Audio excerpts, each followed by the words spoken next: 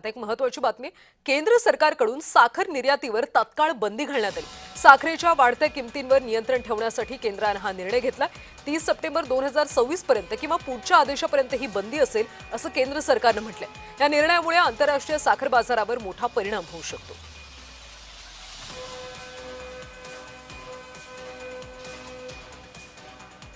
तर साखर निर्यातीवर बंदी घालण्यात आलेली आहे। केंद्र सरकारने नेमकं काय म्हटले सविस्तर पाहू।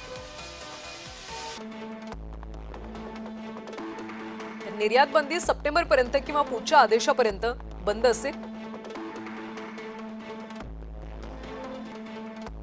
किमती नियंत्रित ठेवण्यासाठी केंद्र सरकारने हा निर्णय घेतला।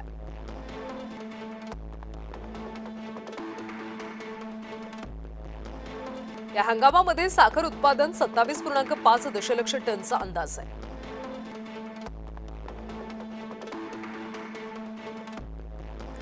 जुना साठा 5 दशलक्ष टन धरून एकूण 32.5 दशलक्ष टन साखरेचा साठा आहे। देशांतर्गत वापर 28 दशलक्ष टन होण्याचा अंदाज आहे।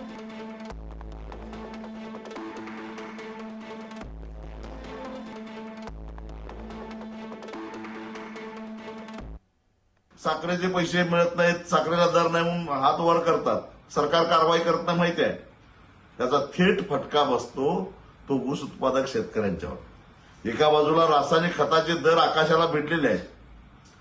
आमचे पंतप्रधान शेतकऱ्यांना सांगतात की रासायनिक खताचा वापर कमी करा। दुसऱ्या बाजूला साखर कारखानदार पैसे द्यायला तयार नाहीत।